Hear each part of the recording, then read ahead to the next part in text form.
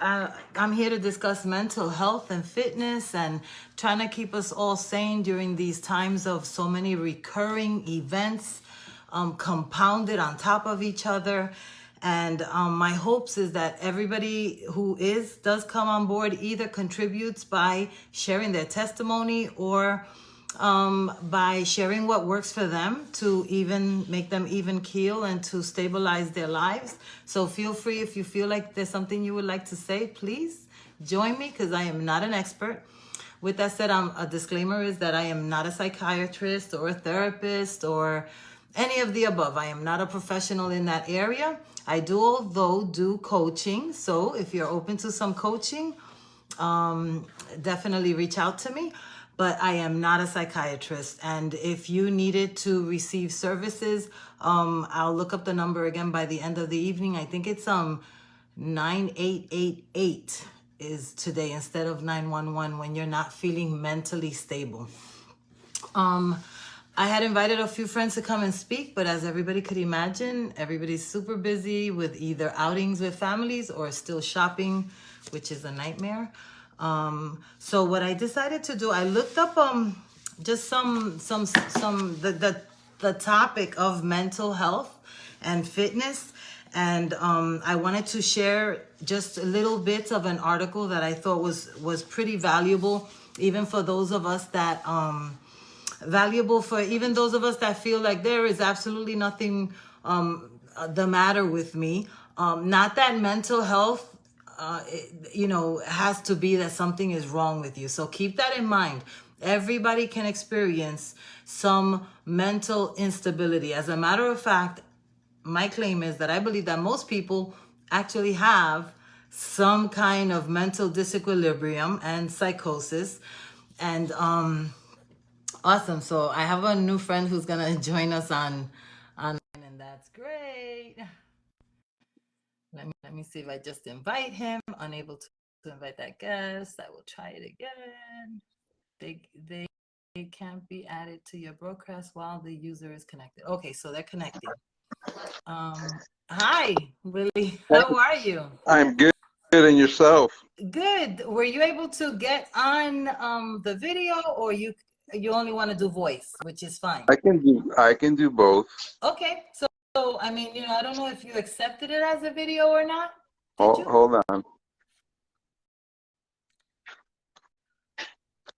If not, we could disconnect. I'll bring you back on and you get in on as a video.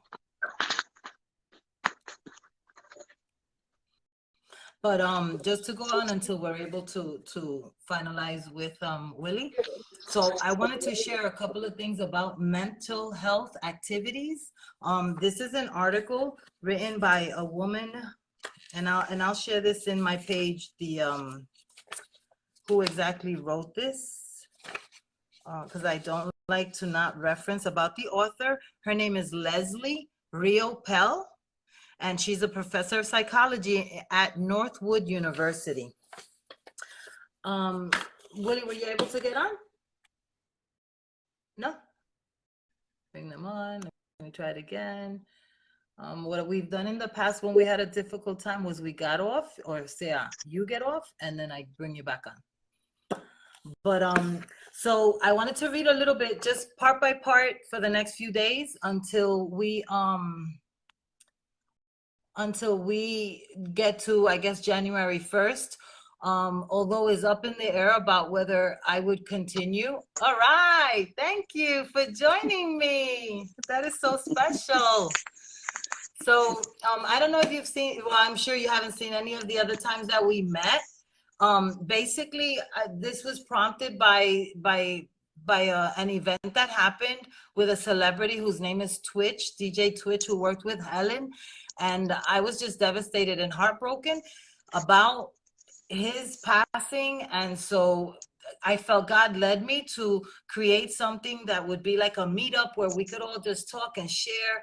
How do you stabilize yourself when you're not feeling well? So that's the gist of it.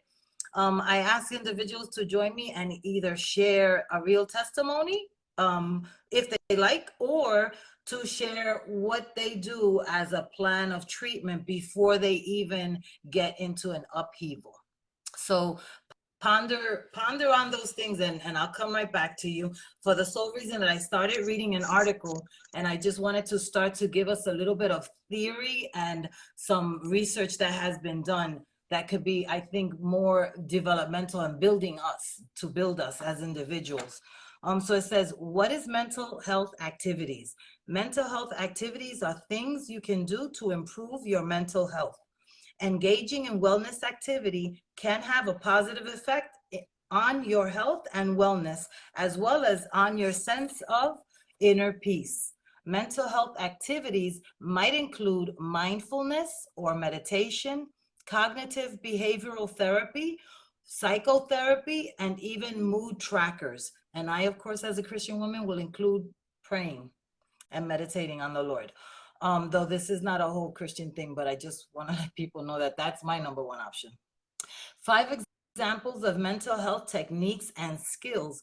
I was just going to break down like 5 there's 5, but I'm not going to read all 5 of them, but just so that you know what they are.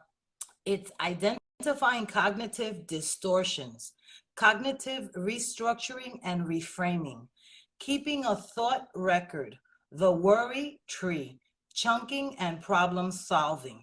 I'm not going to go into all of them, but I'm going to share the number 1, what they claim that it is. So cognitive distortions are irrational thoughts that can influence your emotions. They are biased ways of thinking about yourself and the world around you.